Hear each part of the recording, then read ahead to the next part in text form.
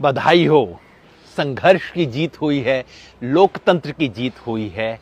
एक बार फिर लोक की तंत्र पर विजय हुई है, तंत्र को झुकने पे मजबूर किया है।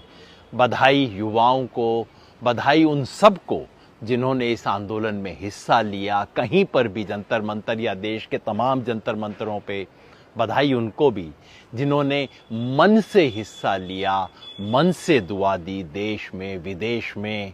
और सलाम इस देश के यूथ को, सलाम उन युवकों को, युवतियों को जिन्होंने सड़क पे आके इस देश की जुबान खोल दी, इस देश की आत्मा को जगा दिया।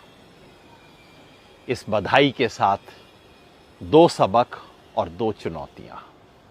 पहला सबक कि इस अहंकारी सरकार के सामने जो कुछ भी होगा संस्थाओं से नहीं होगा, संसद से नहीं, कोर्ट कचहरी से नहीं, एडमिनिस्ट्रेशन से नहीं, जो होगा सड़क से होगा, शांतिपूर्वक लोकतांत्रिक तरीके से होगा।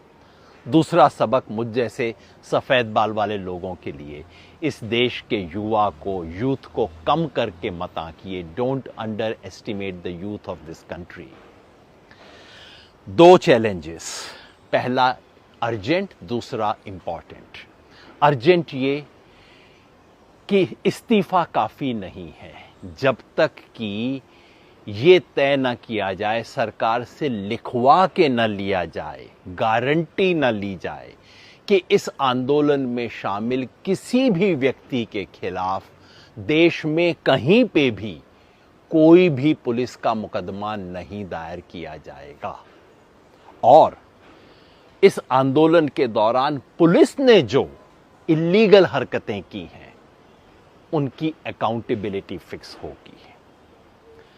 इंपॉर्टेंट चैलेंज कि ये सिर्फ पेपर लीक का मामला नहीं है, ये पूरा एग्जामिनेशन सिस्टम लीक करता है।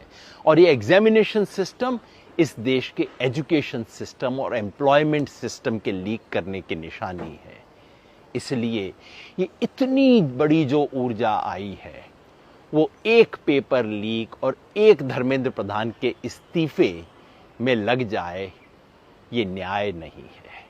इस ऊर्जा का इस्तेमाल होना चाहिए पूरे एग्जामिनेशन सिस्टम को ओवरहॉल करने के लिए, रिक्रूटमेंट और एंट्रेंस की सारी व्यवस्था को बदलने के लिए, एजुकेशन और एम्प्लॉयमेंट के सारे सिस्टम को सुनिश्चित करने के लिए, ताकि उस यूथ का भविष्य हो जिसने इस आंदोलन को सफल बनाया,